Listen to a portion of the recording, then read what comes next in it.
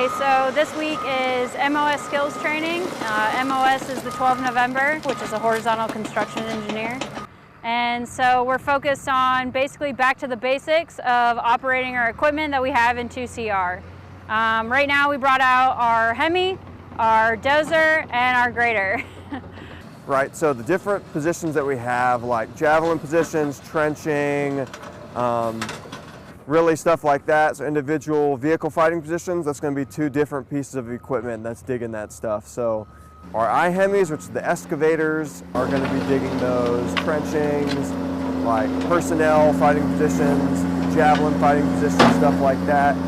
So the Hemi started out digging a javelin position. Javelin is a weapon system. Another one that we don't typically dig often because a lot of our javelins are connected to the strikers themselves.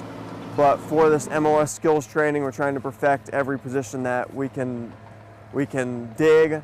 So what you saw earlier, we were trying to dig the javelin fighting position to a depth where they can sit in it, have the rocket up where it's just the rocket, and they have eyes on the vehicle, the clue locks in on it, shoots the rocket, and it's good from there.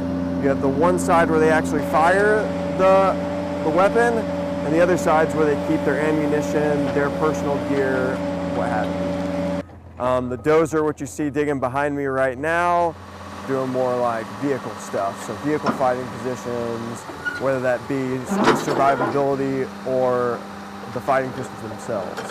Okay, who wants to start out? Great, all right.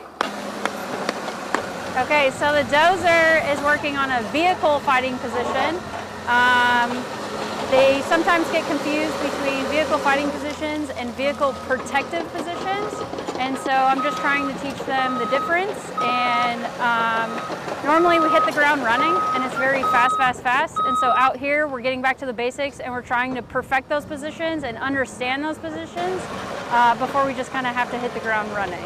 You have to understand that when you're in the vehicle fighting position, they're using it to fight out of. Okay, so it's not like they're going in and hiding. So I think today let's focus on vehicle fighting positions.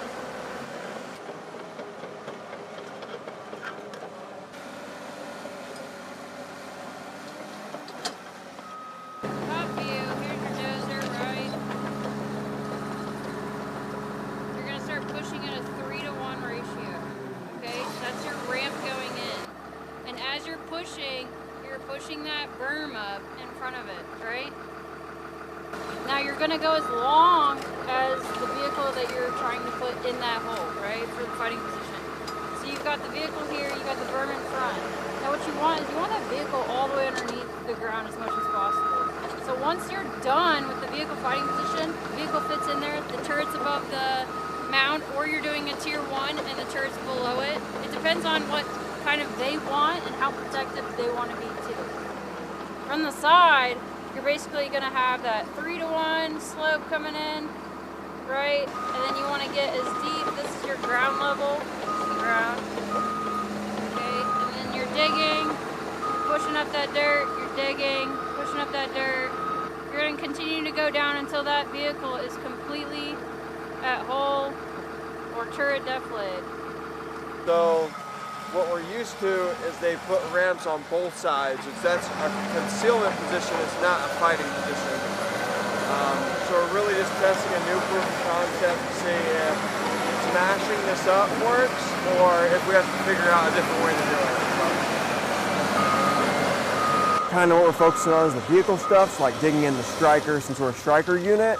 But in the field we do more than just that. We do counter mobility, mobility and survivability. So whether that's digging berms to block like vehicles from coming in on certain avenues of approach, berming as in like covering a perimeter, so someone will make their CP, we'll berm around it for indirect fire, trenching for people fighting in that CP area, it gives them a spot to jump into for that IDF that's coming in. Overall takeaway is that even our senior specialists that are out here that have operated for a very long time keep perfecting their craft and be able to take that into the future with them as NCOs, as leaders in this MOS, and be able to teach going forward. And then also our new privates that are out here that haven't necessarily gotten all the vehicles. We've got the grader out here, basically for them to perfect and also like understand all the different kinds of positions that we mostly do with 2CR. So 2CR does a lot of combat digging, so we don't have a whole lot of equipment other than to be able to combat dig with the Hemi and the dozers. We do have a grader out here. Grader does a lot of humanitarian work or road repair or airfield repair or even making UAS airstrips.